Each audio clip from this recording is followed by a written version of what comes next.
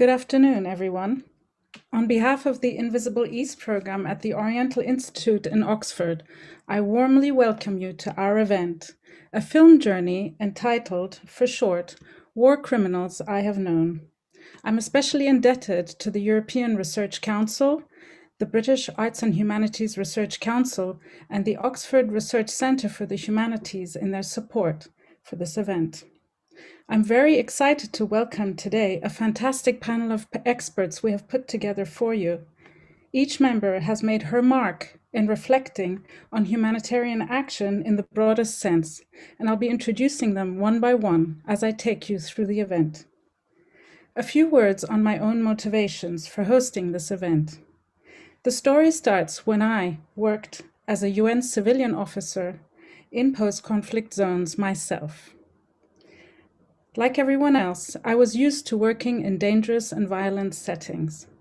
But the attack against the Canal Hotel, the UN headquarters in Iraq in 2003, which killed 22 colleagues and injured 150 people, many severely, changed everything for me, as I know it did for many others.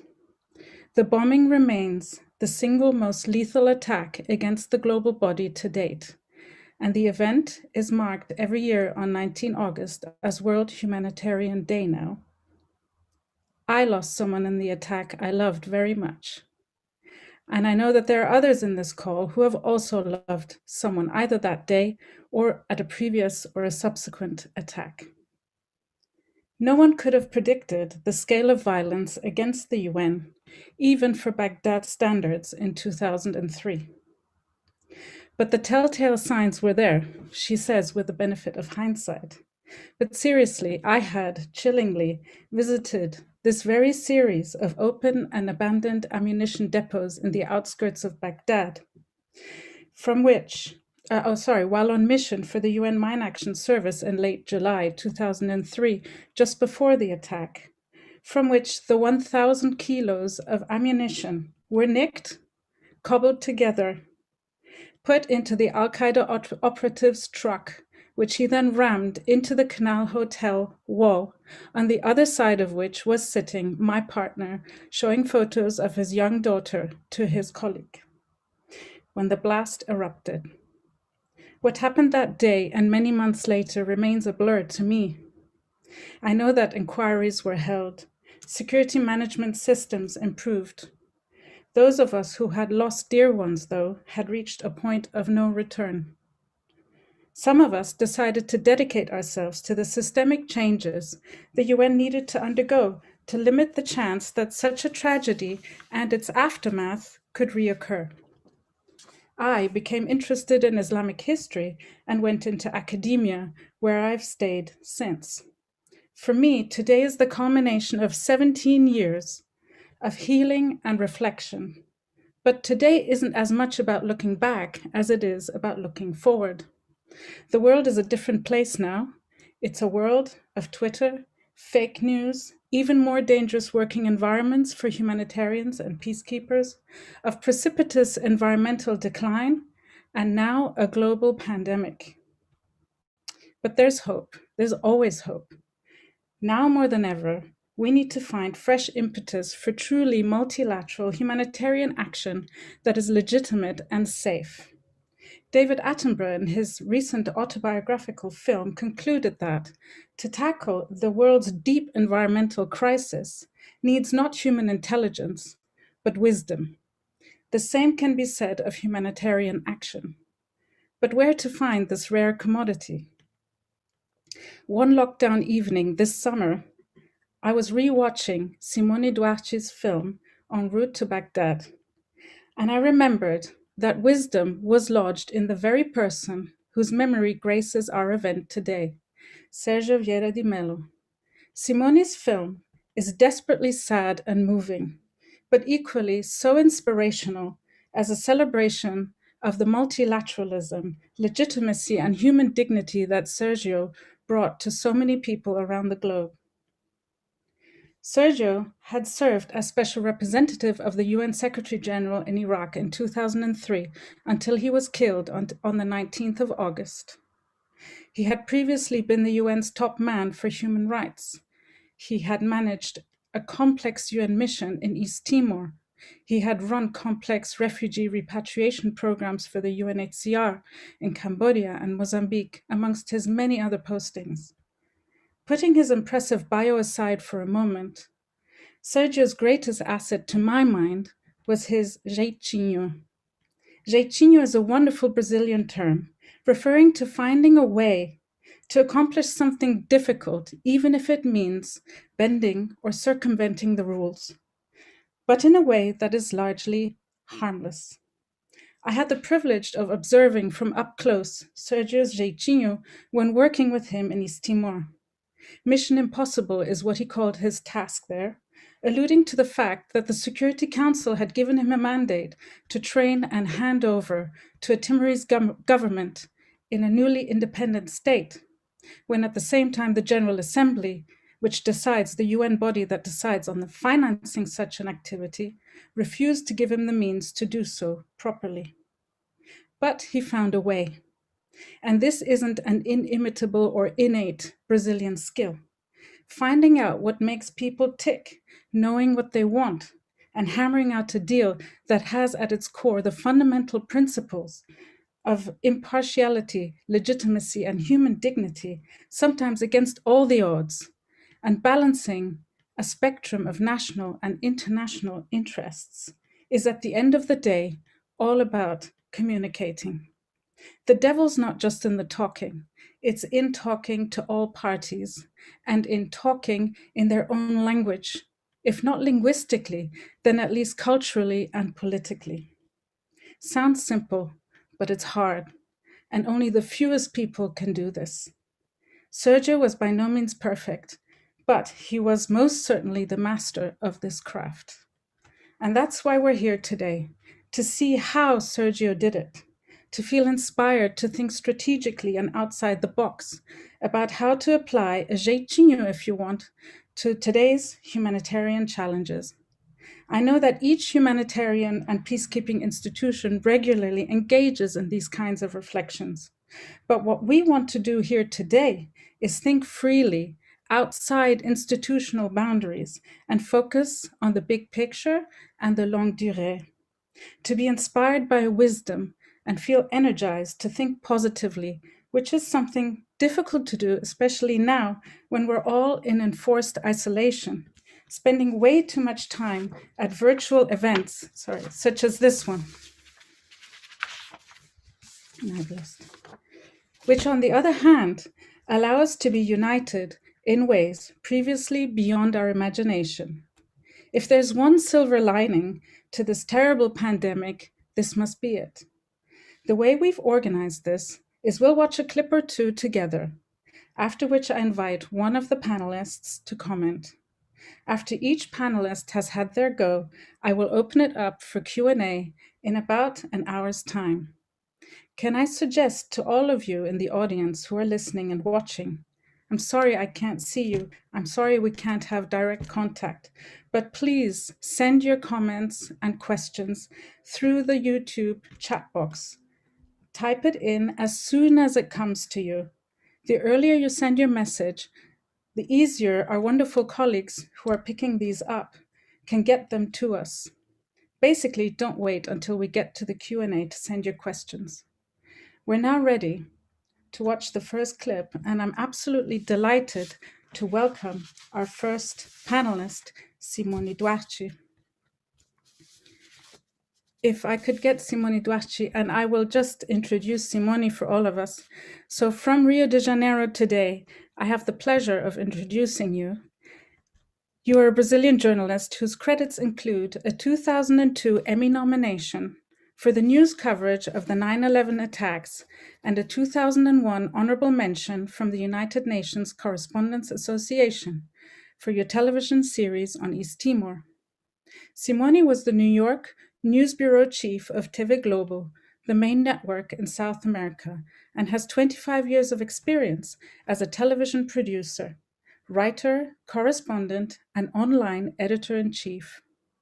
In 1999, Simone worked for the United Nations in East Timor in the early days of Sergio's administration.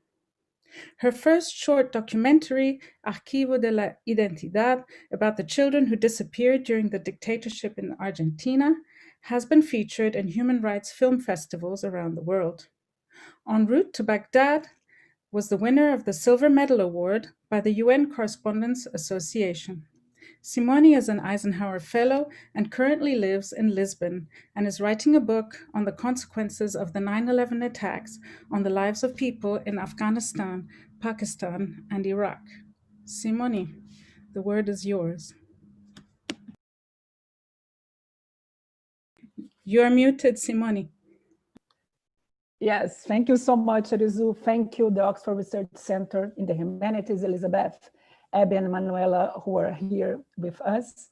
All of you who are around the world attending today. And I also briefly wanted to honor, in the eve of Human Rights Day, the humanitarians all over the world for their work, and especially the ones who lost their lives, and especially the ones who lost their lives in Baghdad with Sergio. Oh, before showing the first clip, because I know that we are around 200 people today, and I don't know how much you know about the film. I just want to tell you a little bit about what inspired me and how it all started. The journey started on August 19, and I was in New York, and I turned on the TV and I saw Sergio in the rubbles. And a few hours after that, there was a wire saying that Sergio Vieira de Mello died, together with his colleagues, and he had worked in X missions around the world. And the first thing that struck me is that it's very cold when you just read that, and you have been on mission and you have been there to see what it takes, not in the personal level, but in the big picture level. So at this moment, I decided that I want to quit my job, and the story I want to tell was not only about Sergio, but it's about Sergio through the eyes of the people in the field, people who work with him in different regions of the world, and people who were impacted by what he did, for the good or for the best, for the good or for the worst. So basically, I chose 3 countries that showed 3 different phases in Sergio's life, but also 3 different phases in the world's landscape. So the first one, Mozambique, in the 70s, post-colonial, very, everybody hoping, locals hoping to build a new country with socialism in mind, and everybody will be equal. So this is 70s, and this is Sergio working in repatriation. Then we go to the end of Cold War in Cambodia, early 90s, when he was responsible for the repatriation of 2 million people, doing things like paying them to come back, which was something that, as Arezou mentioned, was a jeitinho that nobody in the UN who would think about it. And last but not least, and then there is, of course, Timor, which is the turn of the century, something completely different, which was to build a country from scratch, literally from scratch. And then we have Iraq, which was a completely different story. And then I didn't go to Iraq, but what I wanted to do with Iraq is the discussion, the political discussion, what happens when the UN goes in a country in a tale of an occupation, which was a completely different story from the other missions I just mentioned. I spoke with 60 people, 40 of them were featured in the film. But then I want to show a clip, and I want people from Torch to run the clip, and then I will talk about it.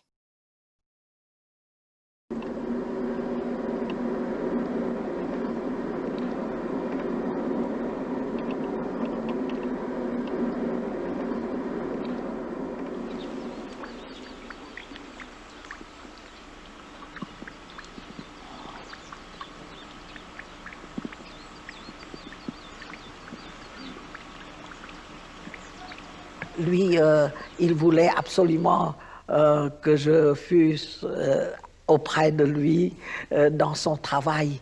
Et c'est ainsi que j'ai présidé, c'est lui qui me demandait cela, que j'ai présidé les cérémonies de rapatriement des Cambodgiens. qui nous comprenait très bien. Il était venu de loin, mais il a très vite compris la mentalité, l'esprit des Cambodgiens.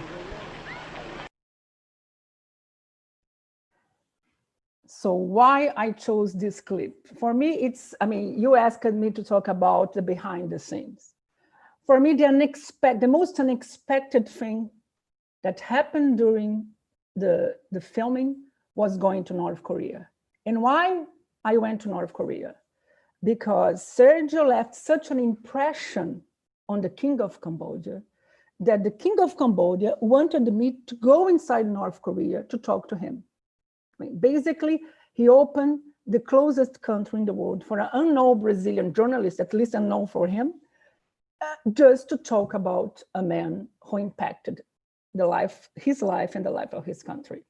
And then I want to talk about the power of communication in an era that we live now, 16 years after I made the film, 17 years after there was the attack against the United Nations in Iraq, that we live, unfortunately, we are in a worse situation, in my opinion, than we were 16 years ago.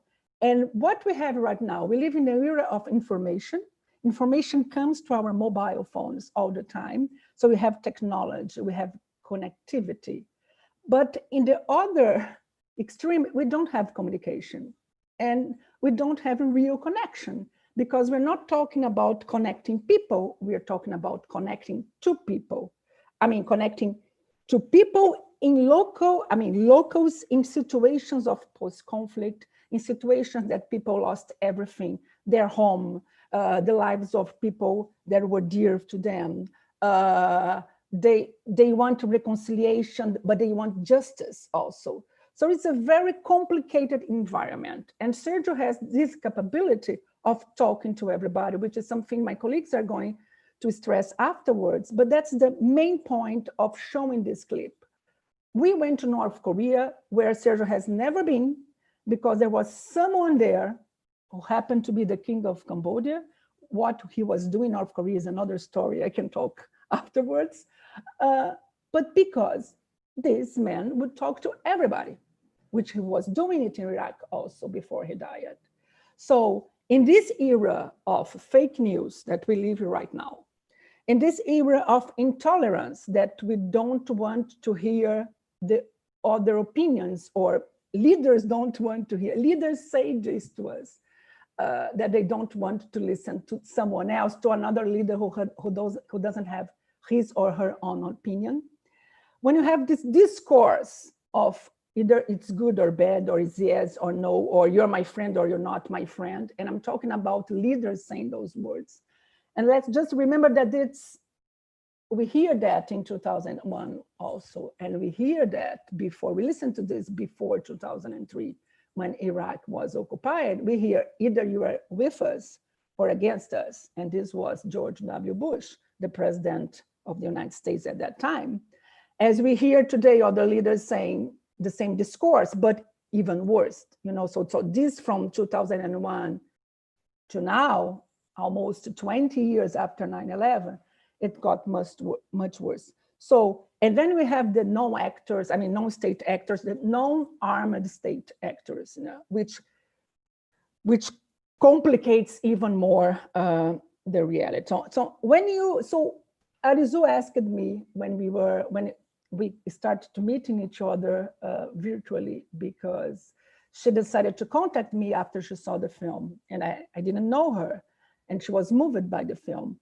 And then I told her, I think now watching the film again is much more powerful than it was 16 years ago, because the world needs more people like Sergio. The world needs to understand better what are these post-conflict situation. The world needs humanitarians who are really willing to do it in worse circumstances than 2003. So then it's always started. And I prefer to do films than to talk about them. And I will be happy to talk to you and to answer your questions afterwards. But I just want to say a few final thoughts for my introduction. First is that today, as Arezou said, we have to look forward. How we are going to connect to the locals, how we are going to talk to people in an area that people don't communicate. They just get information, they have fake news. And just to remind, the invasion of Iraq was based on fake news because Saddam Hussein didn't have chemical weapons. And Saddam Hussein didn't have anything to do with the planning of 9/11, although in January 2004, less than a year after the US and the Allies occupied Iraq, 49% of Americans thought Saddam Hussein was behind the planning of the 9/11 attacks. So information and media, and not the fast food media we have today, a strong media is more important than ever. And in this scenario, in this new scenario, which is, again, worse than it was in 2003, I tend to think what Sergio would be doing, or I dare to think, would he be talking with all these known state armed actors? It would be different because, again, and I remember Hassan Salameh, for the ones who saw the move, who watched the move, at one point he said, Iraq was different from East Timor because Iraq, the superpower, was deeply involved and there was an occupation. So in nowadays, we seem to have more this kind of conflict or post-conflict situation. So how would Sergio and his colleagues would face that? At the same time, I remember one sentence, one quote in the film, when someone asked Sergio, it was about Cambodia, it was in the beginning of the repatriation, he said, are you cautiously optimistic, Sergio Vieira de Mello, about Cambodia? And he said, I'm not cautiously optimistic, I'm fundamentally optimistic because Cambodia deserves the commitment and the optimism of us all. I think if Sergio was here today, he would probably say, okay, the world deserves our commitment and our optimism for us, of us all. Arezou, the word is yours. The word and the word. Thank you. Those were beautiful words and a wonderful way to segue into the next speaker. Thank you, Simone. We will bring you back later. But for now, I will welcome Elizabeth Kendall, please, to the screen. And as she moves into the screen, I will give everyone a quick bio before she introduces the next clip. So Dr. Elizabeth Kendall is Senior Research Fellow in Arabic and Islamic Studies at Pembroke College here in Oxford. Her current work examines how militant jihad movements exploit traditional Arab cultures and local dynamics. Previously, she had held positions at the universities of Edinburgh and Harvard, as well as serving as director of a UK government-sponsored centre focused on building Arabic expertise. For the past 7 years, Elizabeth has acted as international advisor, pro bono, to a cross-tribal group in East Yemen that promotes community cohesion as a counterweight to Al-Qaeda and ISIS. Elizabeth is also chairman of a grassroots NGO in Yemen's Mahra Governorate. She is the author or co-editor of several books, including most recently Reclaiming Islamic Tradition, published in 2016, and 21st Century Jihad, published a year before that. She's currently working on a new book called, and I love this title, Rock Stars of Jihad. It's a real pleasure to have you here with us, Elizabeth, on the panel. And the word is yours. If you could unmute yourself, please. Thank you very much. I think we should launch straight into the clip.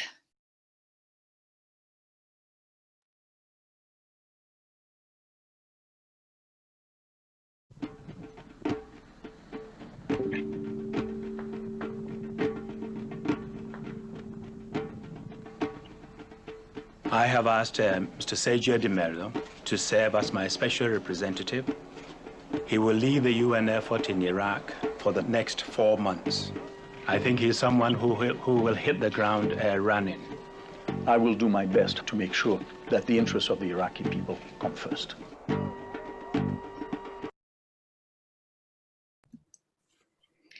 Thank you very much. I did not know Sergio personally, like some others on the panel, but when I watched Simone's film, just this opening scene immediately struck me as remarkable, even though it probably shouldn't. But to hear Sergio stand there and say so strongly, straight to camera, "I will put the Iraqi people first," was so at odds with my current experience of dealing with conflict in the Arab world, in particular in Yemen. It really somehow has become quite rare, and somehow it feels like the people are somehow forgotten.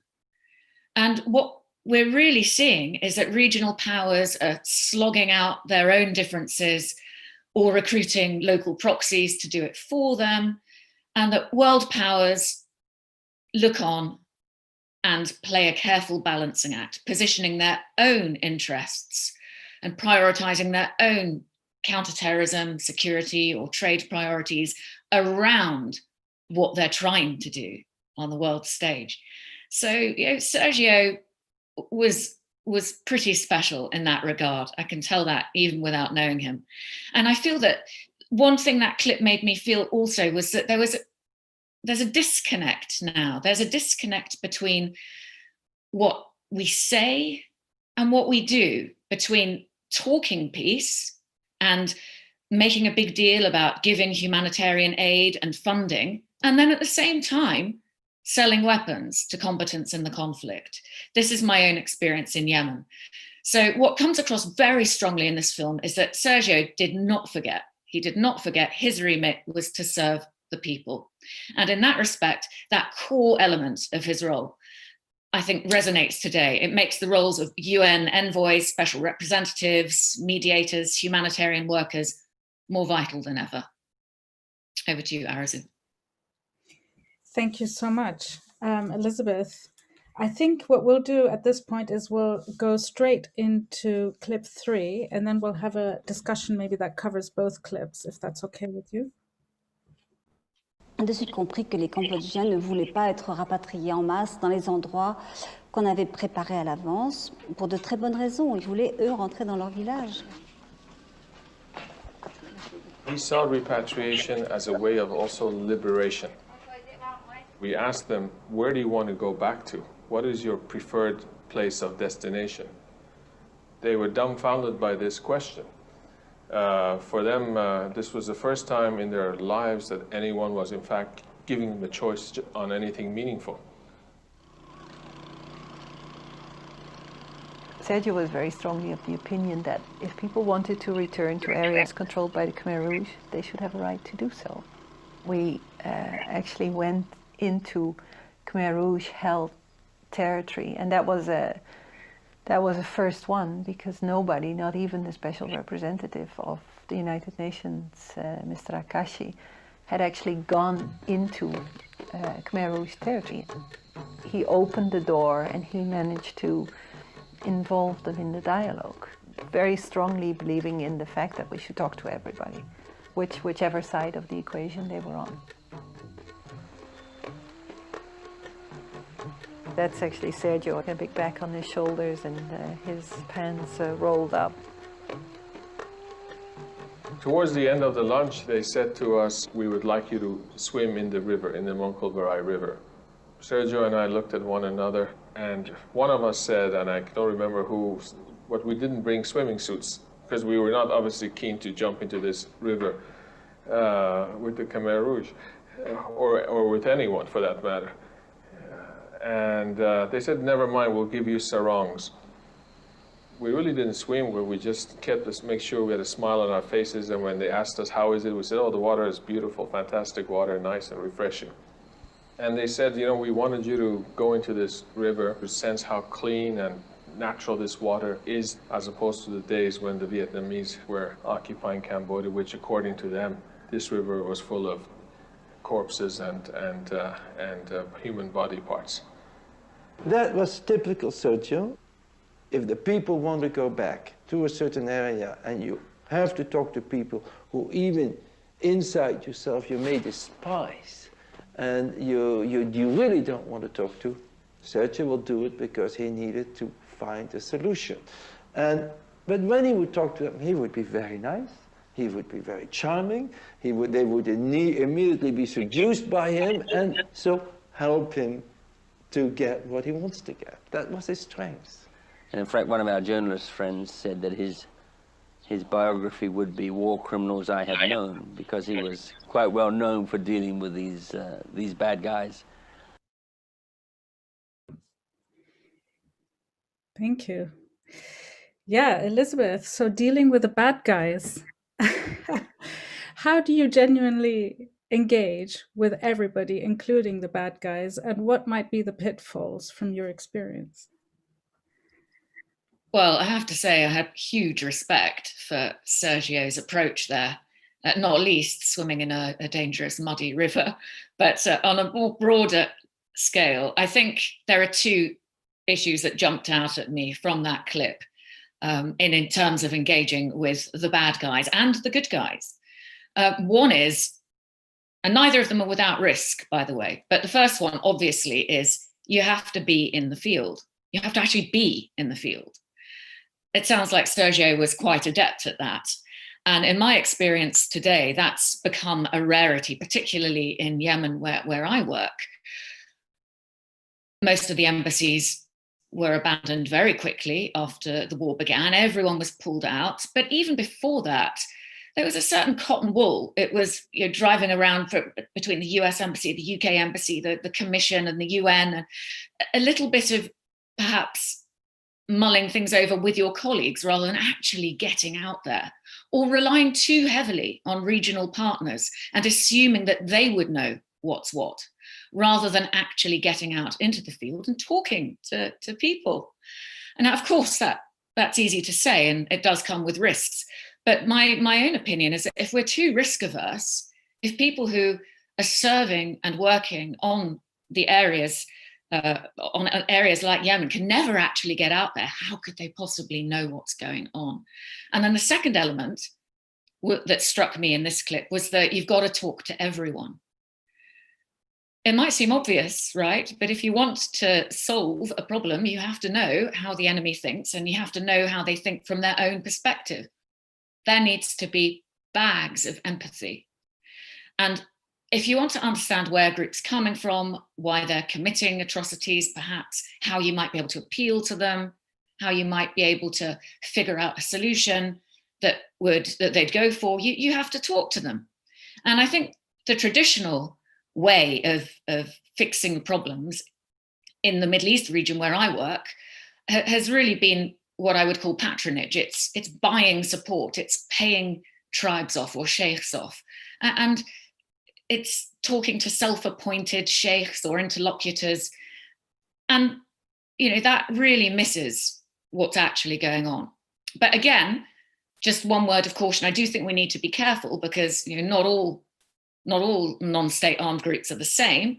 And for militant jihad groups in particular, dissimulation is a tenet of faith. And by that, I mean claiming something that you actually don't believe is part of how you get your way. So I'll just end by noting this word of caution, which is people like, for example, Osama bin Laden. We know from his own correspondence, which we found in 2011 when he was killed in his Abbottabad compound, that he'd specifically advocated a gradualist agenda. Make the people feel at ease with your rule. Tell people what they want to hear. Make sure you can just get power. And then you can wind back from that. So I think we do need to be careful in some conflicts, maybe with the talks with the Taliban, maybe with talking to Al-Qaeda, those kinds of negotiations, that we don't go too wholesale in giving them a space and empowering them. Thank you.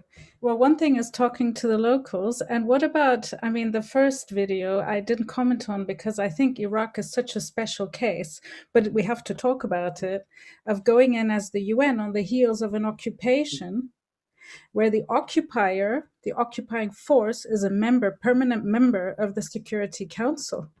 And I'm thinking of a part in the film that we won't be showing today, where there's this discussion. Simone is asking Richard Holbrooke, who was the US ambassador to the UN, about, does the UN have to go as soon as the Security Council mandates a mission? And he says yes, because we call the shots, we tell the UN what to do. And then you have Kofi Annan saying, well, actually, I'm responsible for the safety of my personnel. So no, I get to say yes or no. But of course, he did say yes. And the UN did go into a situation it probably shouldn't have. So as much as Sergio wanted to make the Iraqis' voices heard and so on, I think he realized halfway through what an impossible task it was for him. So where do you draw the line? Even with big powers, not just the little local groups. I think, Arezou, you've hit the nail on the head. It's incredibly complex. There are lots of layers of complexity. It's easy to sit here in Oxford in our ivory towers and make recommendations. But, disaggregating groups, I think, is one way of approaching this on the ground. So from the original point I made about, be careful whom you talk to. You can't, you need to talk to everyone, but how do you do that whilst not putting yourselves at risk? Perhaps peeling off the different layers of groups. I think one element that really struck me was that actually non-state armed groups are not necessarily popular, but they manage to win a certain amount of passive toleration because of what they're doing. Mm-hmm. And you have to be on the ground to know that, because it's not going to be the media that they show us or that they try to sell to the West, or it's not going to be that kind of marketing, self-marketing that actually is winning populations on the ground. If you're not there, if you're not Sergio, if you're not the UN, how are you going to know? So yeah, it's a balancing act. It's hard. Thank you. Well, talking about expectations, maybe shall we move to the next clip that you've selected, Elizabeth?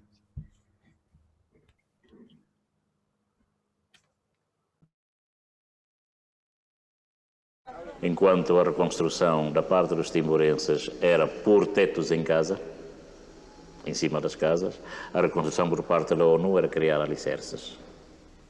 Eu acho que é aqui que esteve a diferença de perspectivas.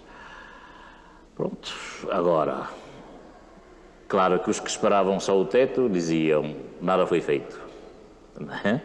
Os que pensaram somente nas infraestruturas disseram muita coisa foi feita. Okay, that was Bishop Bello, whom I also had the pleasure to meet many years ago in Balcao. So he's talking about this, isn't he, about the expectations of the locals, who've suffered so much already, and all they want is a roof over their heads. They want to be able to feed their families, and they need to see the immediate dividends of these sort of bigger security, peacekeeping, which are often come together with humanitarian operations. So how do you best manage people's expectations, especially in the world of fake news? I wonder if you have an experience on your end, Elizabeth, from Yemen and otherwise.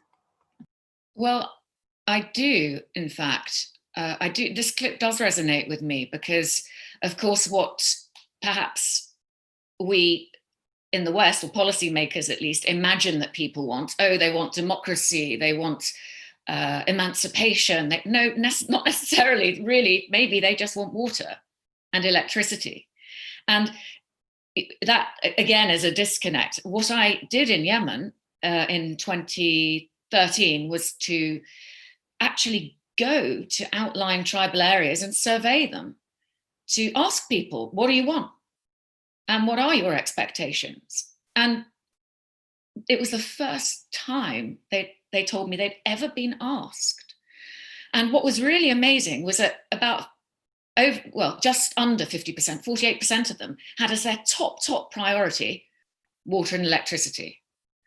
And just over a year later, when Al-Qaeda came in and started a proto-state, what were its top priorities? It wasn't instituting the harsh punishments of Islamic law. It wasn't, flogging the population to follow certain restrictive protocols. It was hooking up power, making power stations, electricity, air conditioners for schools, building roads, paying doctors. It was really basic stuff. And so I just think that highly pixelated, localized survey work to figure out what people actually want and then help to address it, so that you take what would be so helpful, because you would take away the raison d'etre of these non-state armed groups. You would take away the reasons why they're being passively tolerated. Thank you. That's great. I think we can probably move on to the last clip that you selected, Elizabeth. Clip number 5, please. Democracia.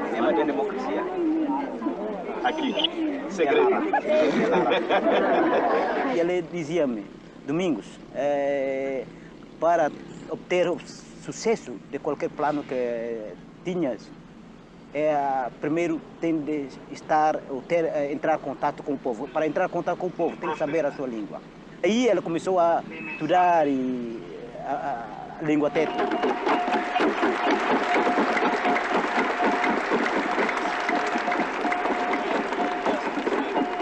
It was no longer like, Shannon, myself, dealing with an obscure, faceless UN bureaucrat. We're dealing with a real friend, and sometimes he tells us things that no UN diplomat would dare to say, not even the Americans.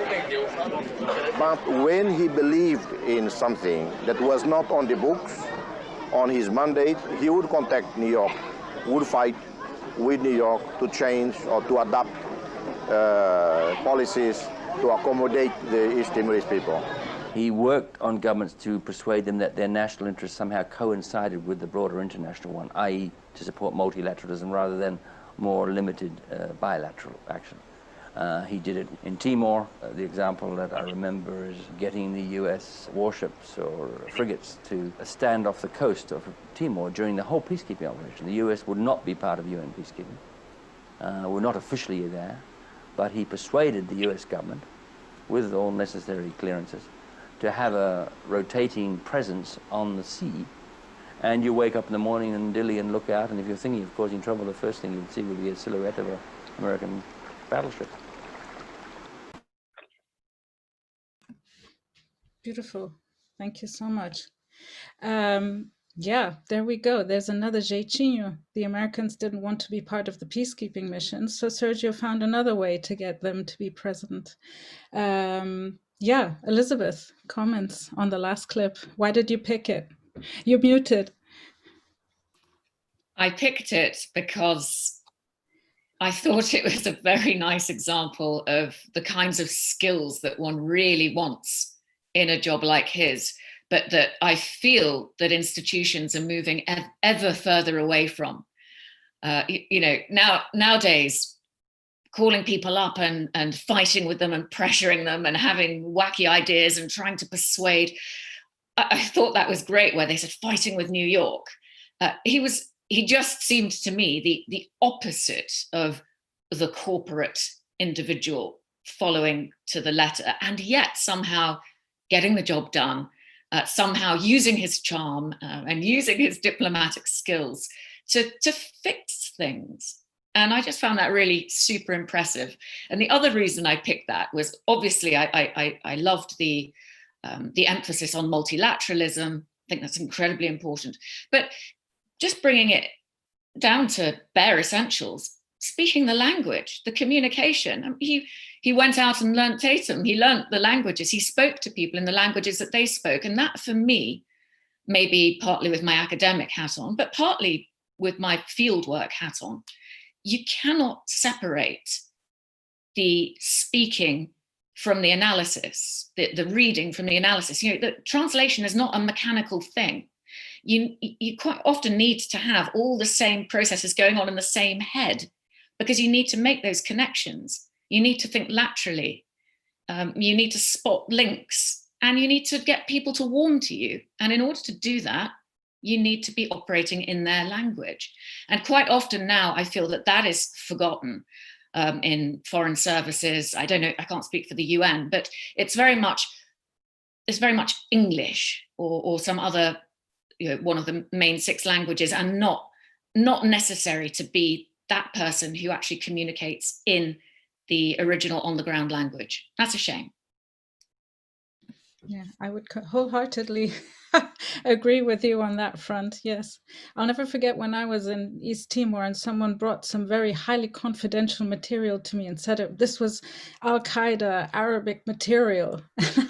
And I had a look at it because I can read the script. And I said, this is a Pakistani newspaper article on some, I don't know, theater production somewhere. So yeah, I agree that knowing language, at least having some key people in key units who know the language, is helpful. I mean, necessary rather than helpful.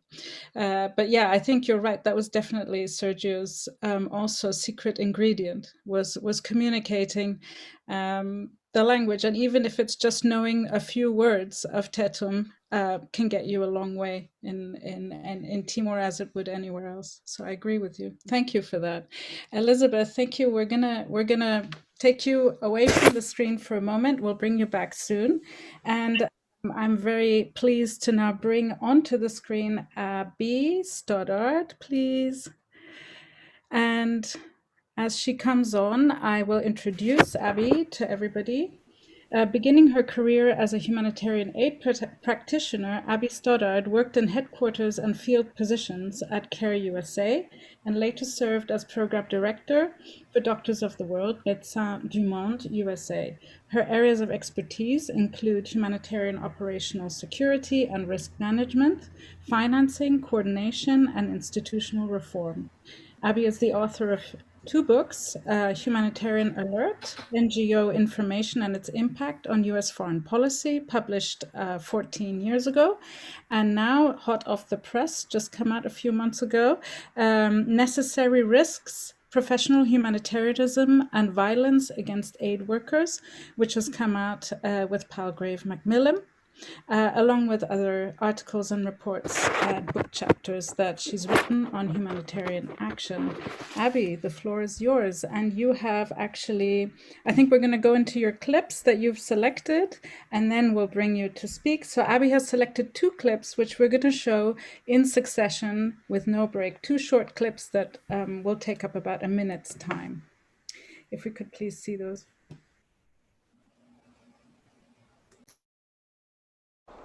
Ce qui a changé, c'est que la fin est venue d'une certaine innocence, que face à l'extrémisme, au fascisme vert, que je ne confonds pas une seconde avec l'islam, nous ne pouvions plus croire à l'innocence du drapeau des Nations Unies. Nous sommes tous visés.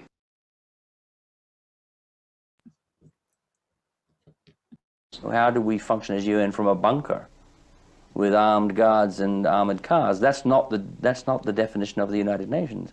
We have to be accessible to the population. We have to be able to move. We have to move refugees or aid or even politically. You want to have an election, you can't do it from an armored car. If the UN goes in on the tail of an occupation force, whoever it is, it's a different scenario. It's not UN peacekeeping. So that raises fundamental dilemmas for the organization, which are being looked at in the security sense, and that needs to be done. Why wasn't there plastic on all the windows? It should have been in Baghdad, and there wasn't. Would have saved lives. But that's one aspect. The other aspect is the political one. Should we be there? On what basis? What are the criteria? What is the role? What is the mandate? And what is the security for that role? Yeah. Wonderful words from Dennis McNamara. Abby, the floor is yours. Okay, thanks, Arezou. I have to say it was a pretty powerful experience for me watching the film and those particular clips about Iraq, because I remember these events occurring just as my colleagues and I were first embarking on our research into violence against humanitarian aid workers in conflict zones. And we were trying to determine if this was a growing trend or merely a function of the expanding aid sector. I had recently lost some of my own colleagues in an armed attack on our NGO. And so subsequently, I decided to devote a good part of my research work to identifying what aid workers need to do in order to carry out their work without getting killed. Excuse me. So as most viewers probably know, the bombing of the Canal Hotel and the loss of Sergio Vieira de Mello was a real watershed moment for humanitarian action, and also a major impetus for the development of humanitarian security risk management. In that first clip, when Bernard Kouchner says we're all targets and that we can't rely on the UN flag to protect us, what he's doing is expressing the realization that humanitarians were forced to start to come to grips with at that time. And that is, when they're working amidst a conflict, the reality is they're not afforded the privilege to stand apart and aloof from that conflict, even though international humanitarian law carves out a protected space for them in principle. They really can't help being and being seen as actors within the conflict. So in other words, the humanitarian identity by itself is not enough to dissuade an insurgent group or a conflict party from attacking if they have the incentives and the motives to do so, which unfortunately was the case in Iraq and is the case in many internal civil conflicts that have these internationalized elements like Iraq did. And this is the type of conflict that's really been proliferating over the past decades. In the case of the bombing in Baghdad, we see a couple of different factors that conspired to make the UN headquarters especially vulnerable. Number one, as the clip illustrates, the UN really couldn't escape its association with the occupying forces. In the minds of the insurgents and in the minds of ordinary Iraqis, the UN was associated not only with the US-led invasion, but also with the prior years of sanctions and austerity under the Oil for Food program that the UN ran. And even though the work of the UN humanitarian agencies like UNICEF and the World Food Program are distinct from the political and peacekeeping roles of the UN, this distinction is not at all clear to outside observers. And this is why these mixed mandate missions can often be riskier for UN humanitarian personnel. Now, second, compared to the Coalition Provisional Authority and the other military and political entities of the occupation, the UN was a relatively soft target and much easier to hit. It was outside the green zone, very lightly defended, and on the morning of the bombing, the single military armed vehicle that had been stationed outside the hotel had been removed, presumably because the humanitarian agencies were trying to manage the optics precisely so as not to seem like they were part of the military occupation. And I think this leads to the third contributor of the UN's vulnerability in Iraq, the sort of fatal mistake that Kouchner alludes to in the clip. And that is the assumed acceptance on the part of the humanitarian agencies, or what some call the false idea of emblematic protection, whether that emblem is the UN flag or even the Red Cross. Because the principal lesson that humanitarians learned that day was not the importance of security procedures and making sure buildings have blast film on the windows, et cetera, although those things are necessary and are part of a good security plan. The main thing they learned was that to reduce their risk, they have to actively forge and maintain acceptance with the warring parties and communities alike. And that's not something you can assume by virtue of your stated identity, right? This often involves negotiated access and requires your organization to invest in time and dedicated staff positions to communicate and build ties with the multiple different power holders in a community and reaching out to all potential threat sources, as I think our colleague will speak to in a little bit.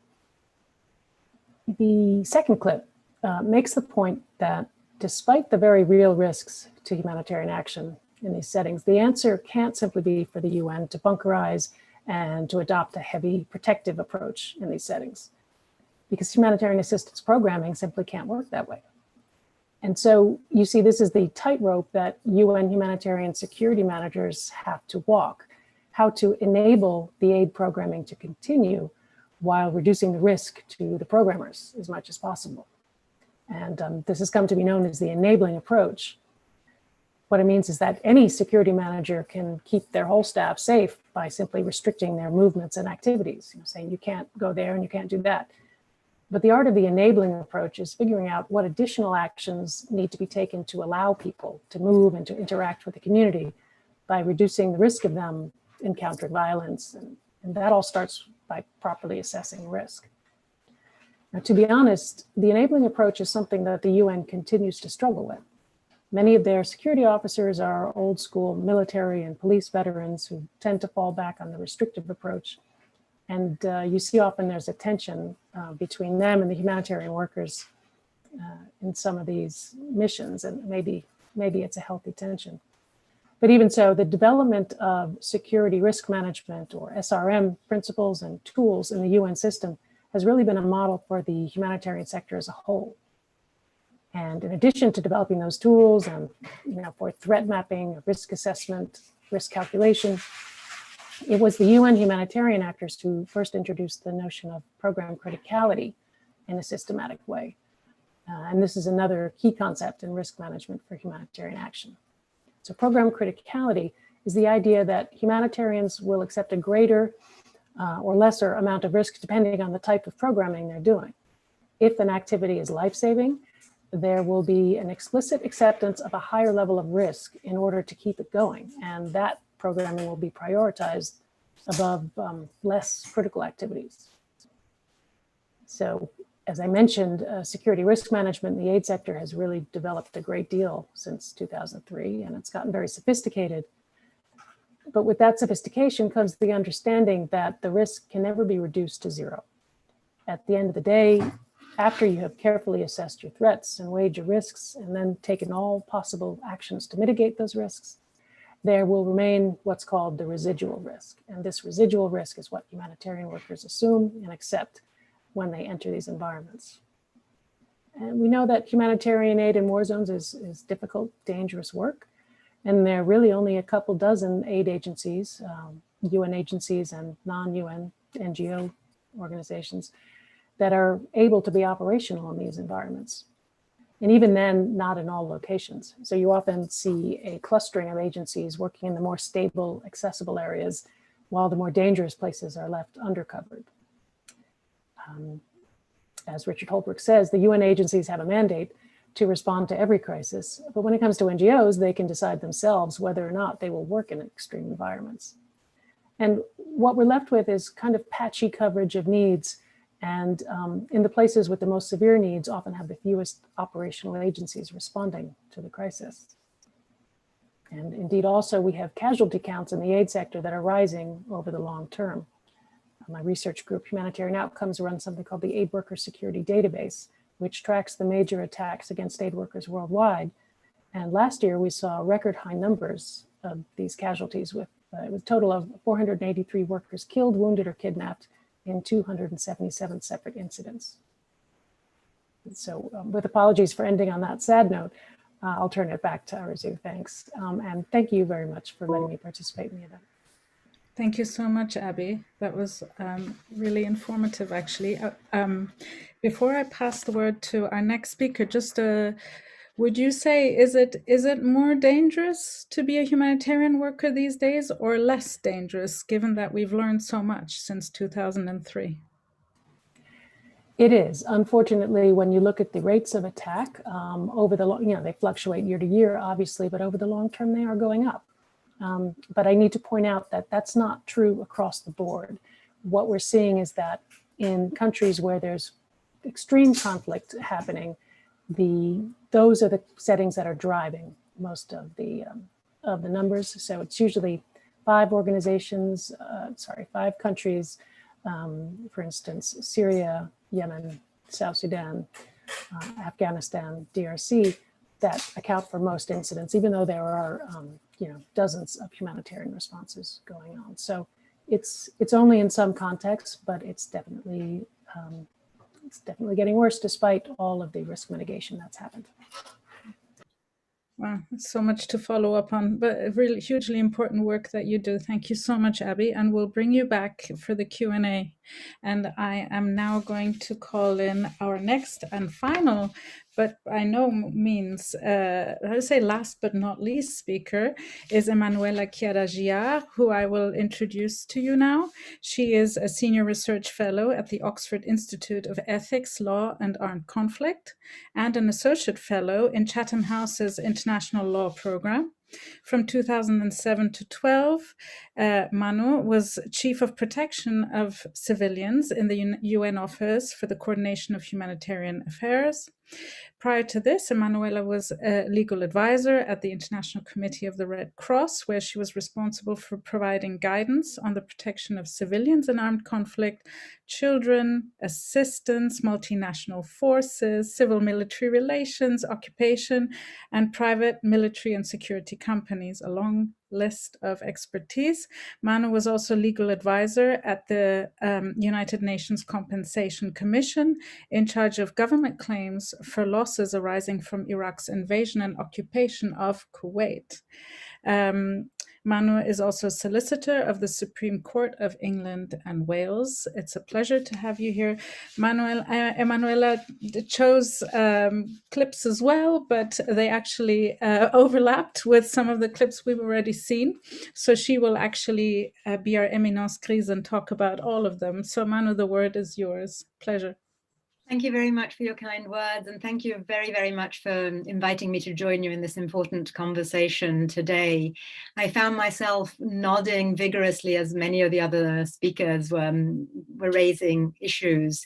I'm going to spend the initial part of my 8 minutes outlining the law, just because there might be many watching saying, but why does this happen? And why is no one punished? As others have already hinted, humanitarian workers have several layers of protections in international humanitarian law, the body of law that applies in times of armed conflict. Most basically, the staff of humanitarian organizations, be it NGOs or the UN, are civilians, and as such must be protected and respected. They may not be attacked. In addition to this, there are specific provisions relating to personnel participating in humanitarian relief operations that emphasize once again their entitlement to conduct their operations and the prohibition on attacking them. The law is very, very clear. It's uncontroversial. Attacks against civilians, attacks against humanitarian workers are grave breaches of the Geneva Conventions. They are war crimes under the ICC statute. States have universal jurisdiction and obligation to search for, prosecute, or extradite persons suspected of such attacks. If this were not enough, we also have a number of specific conventions, the 1994 Convention on the Safety and Security of UN and Associated Personnel, and its optional protocol of 2005, that create additional layers of obligations to investigate those suspected of having conducted the attacks we were looking at. And yet, and I checked this with Abby earlier this week, yet we have not seen a single prosecution in a third state, so pursuant to states' domestic criminal war crimes jurisdiction, or pursuant to the optional protocol I mentioned. We have not seen a single prosecution. And why do I point this out? Because frequently when there are attacks on humanitarians, we see that we're trying to find new ways to deal with them. And often people come to me and say, how should we change the law? And I say that there's no need to change the law. The law is very clear. We do not need more law. We need better compliance with the law that we do have. If we look at it from the accountability front, from the perspective of let us identify and punish the perpetrators of these attacks, it is extremely challenging to do so from a very practical point of view. If you look at states when they're investigating the behavior of their own troops, so when they're in position to have so much information on what actually happened, it is nonetheless extremely difficult to carry out investigations in relation to something that's happened abroad. It is all the more so when it is third actors that carry out these attacks. It is extremely challenging from a purely practical point of view to carry out the investigations that then would lead to the prosecutions. So I think if we want to look at how do we improve the systems for accountability now, it is not initiatives that somehow criminalize even more what is already clearly prohibited and already criminal. It is about cooperation with local authorities, with the authorities of the states where these attacks are being carried out. They have key responsibility to investigate this, but frequently simply lack the capacity, the know-how. So I think that's a very important area of work. I know that there have been some recent proposals, including by ACF, to work on this dimension, enhancing investigative judicial cooperation. And I think that's a very useful strand of work. Another suggestion that has been made is the imposition of sanctions against the parties that are associated with the attacks. And I do not think this is a good idea.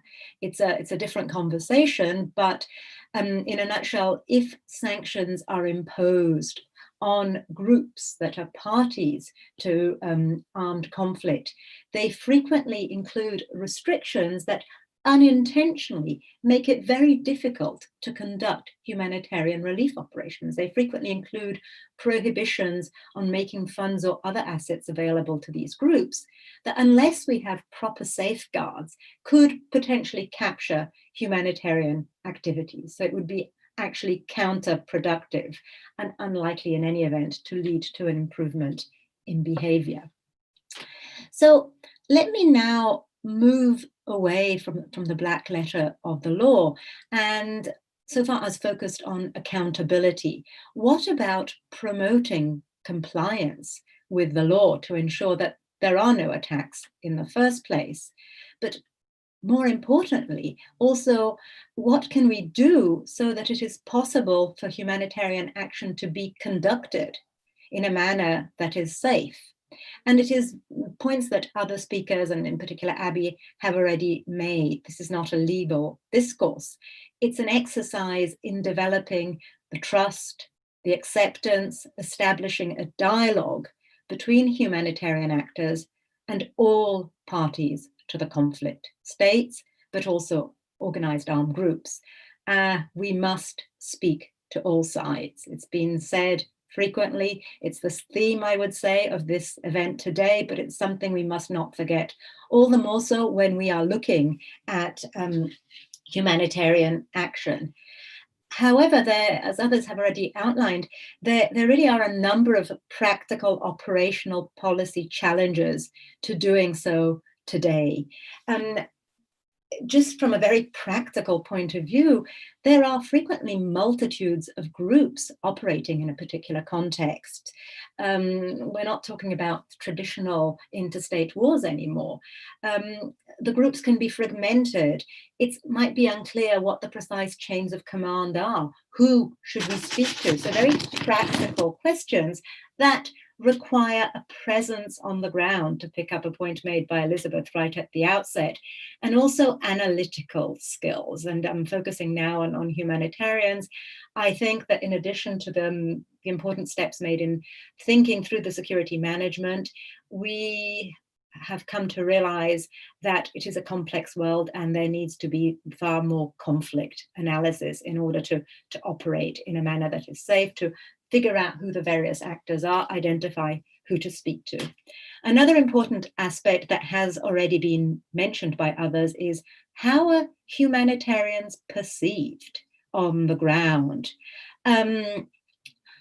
Do armed groups consider us exclusively humanitarian? And this was a point that others made in relation to Iraq. There was a very clear perception of association, if not with the sanctions, at least with the invasion and occupation.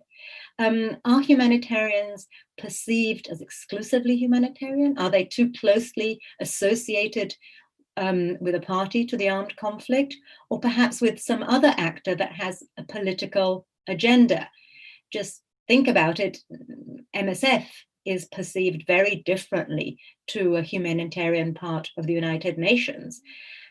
That's just the reality. Perceptions are in the eye of the beholder.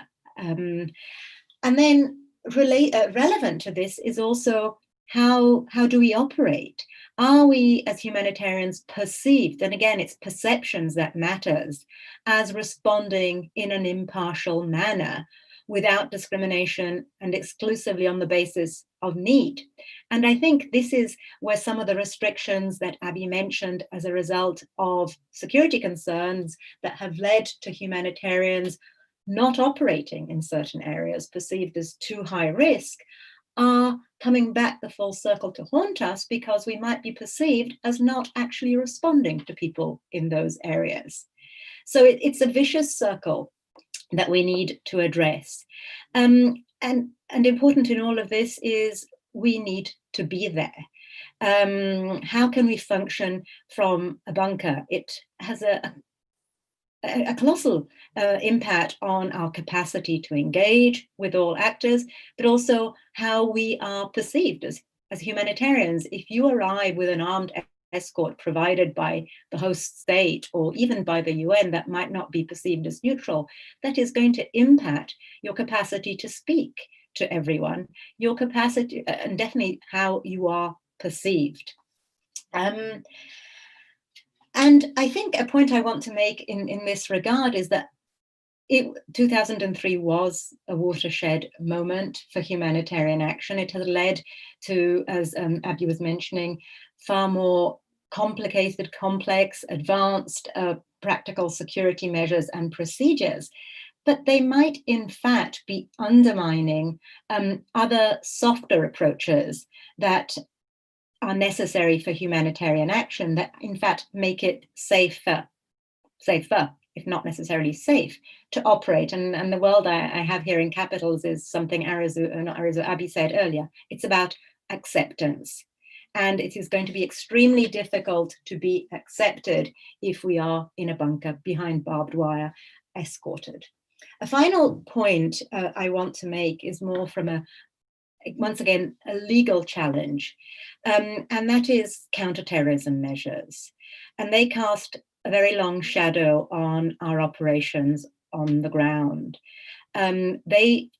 Counterterrorism measures preclude funds or other assets being provided to designated groups. There's also a very inaccurate but widespread misperception that counterterrorism measures preclude mere contact with organized armed groups. I take every opportunity to point out this is not correct. I did some research just yesterday on this. There isn't a single counterterrorism sanction, counterterrorism criminal measure that precludes mere engagement with an organized armed group. Nonetheless, the fear of somehow falling foul of these counterterrorism measures is an additional factor that really limits humanitarian actors' engagement with all actors.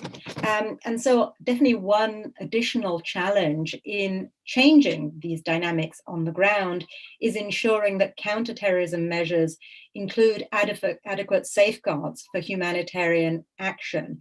Failing to do so is going to render operations even more dangerous and risk leaving many people in extreme need unassisted. Thank you, Manu. My goodness, everyone's been so good with time. That's all very important food for thought. There are lots of, not a lot, but there are quite a few questions that have been coming in. So I think we can now move to that part of today's session. We have another 15 minutes for questions, but I will come back to you, Abby, if there's time on your last point. So as we move now to the Q&A, everyone will be on screen.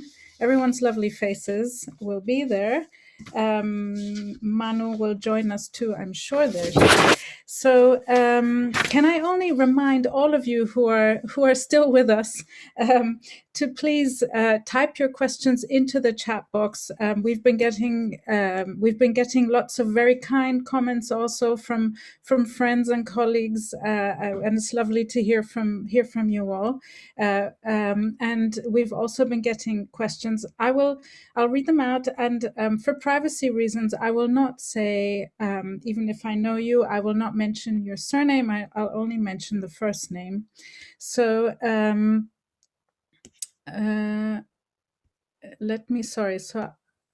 so the first question I see here is from Viana, and she says, I watched the movie and thoroughly enjoyed it. Sergio was an incredible person and achieved so much.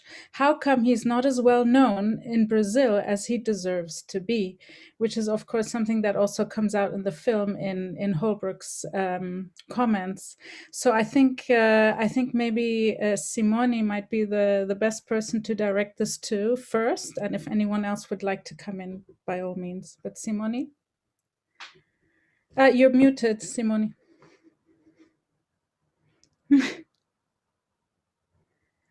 Just 1 second. Now I'm all right. So I think it changed a bit, but not enough.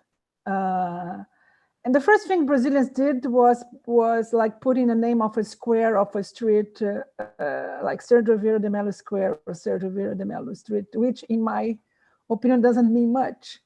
It's better to know his story and what he had done than to have, a street with his name, although, I mean, governments love to do that. And there are other films who had shown Sergio through these years, but still, I think he's more well known abroad than here. I don't have an explanation for that.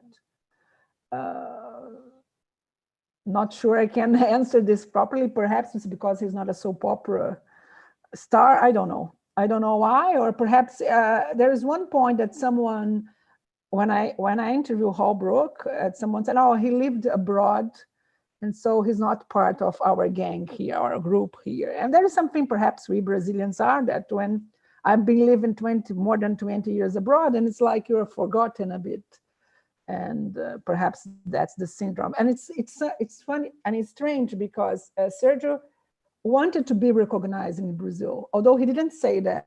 I remember in East Timor, he would call me. I mean, he would read the Jornal do Brasil every day, which used to be a very famous newspaper. Or he had this mixed relation with Brazil, from what I saw, that when he was doing the things he was doing, nobody knew about it. And when he was appointed to East Timor, in fact, I had requested an interview before that. I didn't know he was going to be appointed. And I was like to have the only one-on-one interview he gave to Brazilian TV at that point, because before that, before 1999, no Brazilian television, no one had interviewed Sergio Vieira de Mello, and he was already who he was at the UN. So I'm not sure I was good enough to answer the question. I wonder myself the same question. But isn't there a center now, a new center dedicated to him in Rio? Oh yeah, I think so. Yeah, there is. And I don't live in Rio. There is one center in Rio. I think there is one center in Geneva. So yes, I think he's. Oh, and there are a few universities who create a chair of Sergio Vieira de Mello. Okay, so I mean Unicamp, which is one of the main universities in Brazil. I think in the academic world he became more relevant to study what he had done and all that. I mean, it's better than it was in 2004, for sure. Thank you, Simone. I'm going to go straight to the next very nice comment. It's someone who's clearly working at the UN. Her name's Catherine, and she's saying, the UN is lacking the charisma of late SRSG Sergio, so a special representative of the Secretary General Sergio. We continue to work our work in hardship locations and through the legacy they left behind, in quotes. We continue to strive despite many challenges. That disturbs many. So it's a comment, but I wondered if anyone would like to react to that. So a colleague in the UN herself, feels that there is this lack of charisma in the UN. Anyone want to take that one on? We'll leave that with you, Catherine. Maybe. Okay, Manu, as a former UN OCHA person. Absolutely not. It's just a cheeky comment. I see lots of women on this panel. Maybe the UN needs more women. We'll get female charisma in. Of course, Sergio was. But it's not only in the UN; it's everywhere. There is a lack of charisma in the leadership nowadays. I mean, and we can go through Americas to Asia. And I mean, I think about New Zealand Prime Minister, and who else? You say 1, 2, or 3, 4 people, and you don't have a lot of charisma around. So I don't think it's, I mean, it's the UN also, you have this problem, but it's everywhere. Mm. And why it's happening, that's something that perhaps needs a research, but it's for sure everywhere. Yeah, I'll probably agree with that too. So we need to, I mean, maybe with this pandemic, it's been a wake-up call. Maybe people are a bit bolder now. They've been shaken up and they'll be willing to try charisma. Let's hope. I have another comment, very nice comment from Jonathan, who says the UN system now has tall poppy syndrome. Anand's great skill was he was comfortable with strong people around him. I see Elizabeth shaking her head. Would you like to unmute yourself and comment on that? I'm commenting just to clarify that I was nodding my head, not shaking it. Sorry, not yes. And so I'm agreeing that it's much more difficult, perhaps, these days to speak truth to power. Maybe it's a function of having to be squeaky clean and of knowing that everyone's back history is going to be absolutely annihilated by the press. Who knows? But it feels like there's not quite so much room now for having a wicked personality and a bit of charisma, and it's all a bit plain safe. Yeah, fair enough. Your face, you can be quoted immediately, and it can go viral very quickly. So people have to be more careful. Another comment is a question, actually, and I think this is a question for everyone from Georgios. Is Sergio a model for UN staff and partners to emulate, or so unique that he can have no equal? Can he be analyzed for his good and bad aspects, or has he become a UN saint beyond reproach? I think in my opening words, did say I didn't think he was perfect, but that he was a master at a very particular craft that we need in this kind of work. But so that's where I stand. No, I don't think he's a saint, but I think he had what we are just identifying that's missing. He had charisma, and he was intelligent, he had languages, and he went out and spoke to everyone, which I think we're all identifying is something that's lacking. Anyone else like to comment on that point? I agree with you. I mean, he was not a saint and he made mistakes like everybody else, but he stands for what he believes, and he went for doing the things that need to be done and to connect to people, to realize the power of communication, which I think someone is mentioned, Ahmad is mentioned this here. He knew how important was communication. He was keen in learning the language, not only Tetun. I mean, he would speak English, British English with the British people and American English with the American, with this kind of detail. I mean, he knew how important it was to communicate, to talk to everybody. I mean, and this is something, and I'm thinking here, for the last 16 years, when I show the film, mainly in the beginning, everybody talks about it. Everybody realizes that and acknowledges that, but nothing changes. I mean, we know what has to be done. It seems obvious. Everybody told here and spoke here. I mean, we need to talk to everybody. We need to talk to the locals. We do not with the people we don't want to talk, but we need to. And why as the international community, we're still not doing it? And I think that's the question. Why we don't address that? Why in Yemen they don't address that? Why in the place Manu went, or Abi went, or you went, they don't do that? Why? Okay, there are loads of questions coming in now, and we only have 5 minutes left. So yes, Ahmed also agreed with Jonathan's point about Kofi Annan not being afraid to surround himself with strong people. A comment by Helia, absolutely right. Could we remember Gil Locher? Of course, he was also one of the reasons why we wanted to hold this event. Of course, he was here in Oxford. He survived the attack next to Sergio, but lost his legs and very tragically died earlier this year in lockdown. A magnificent humanitarian and academic whose humble personality touched many. Thank you for that. Much food for thought from Ahmed again, but one aspect that affects our actions in the field is the position of member states.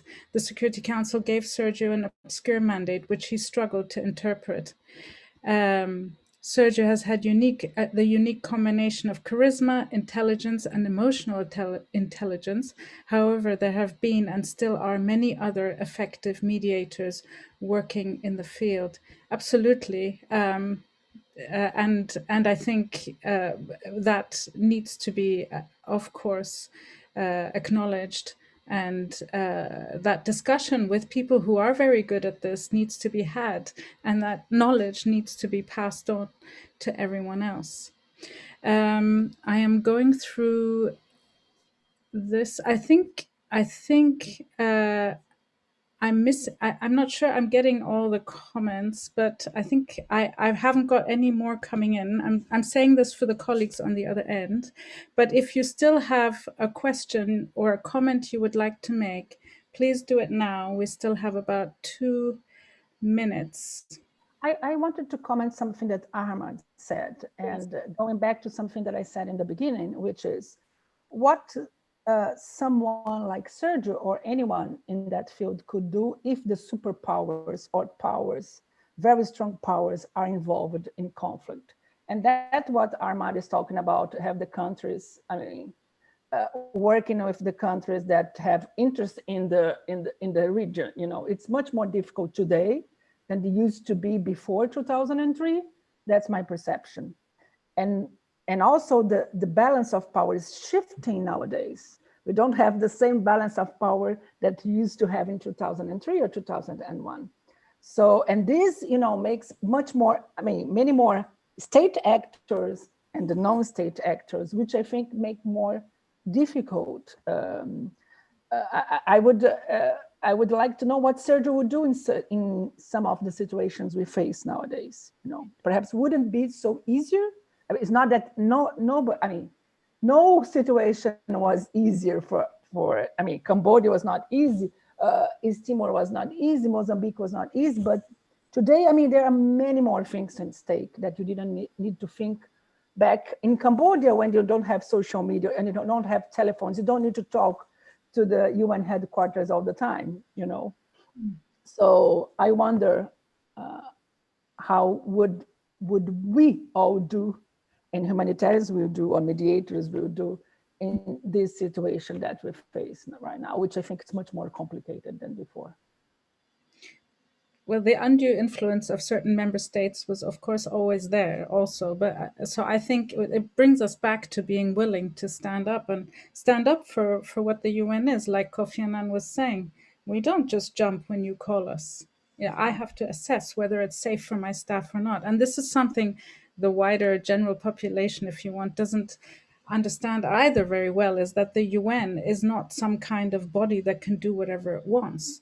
Its board, if you want, are the member states.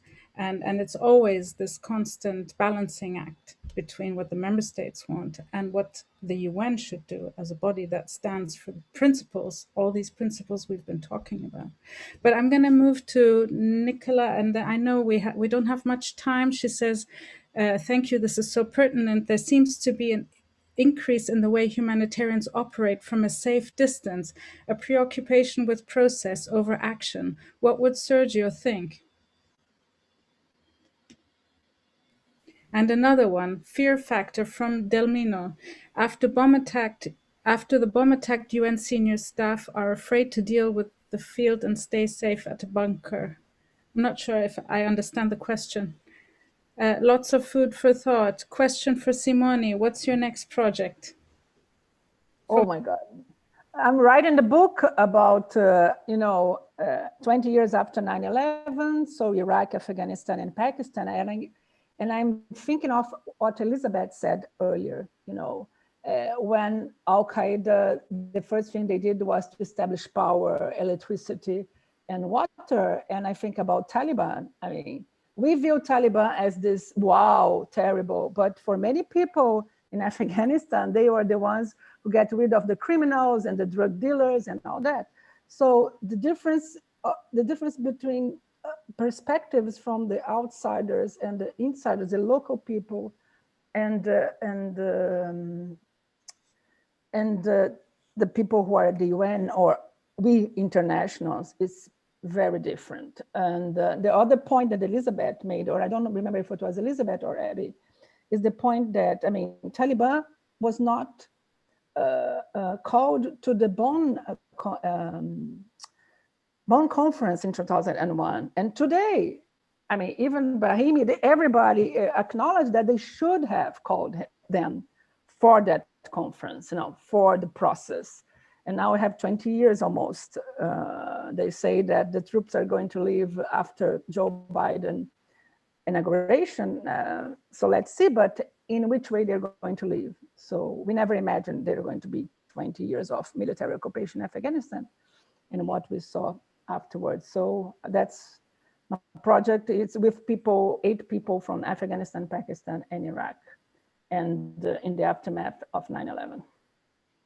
I hope we do another seminar about it. Yeah, exactly. As a starting point. This is obviously just a little taster of the things that we could be talking about. But maybe the one thing to take home from all of this is that we thought the film was, 16 years ago, and we realize it is even more relevant, as several people have written, that today than it was 16 years ago. So there's lots to talk about. There's lots to learn. And please, let's keep the conversation going. Thank you so much to all our wonderful audience, to all our wonderful panelists, to the organizers who have been in the background, Justine, Christina, Nikki, and all the other colleagues at Torch. Thank you to my Invisible East project team. And I wish you all a wonderful evening. And I hope that we can continue keeping stay positive and believe in doing the best we can and reaching out to everybody and never giving up. Thank you so much. Have a good night.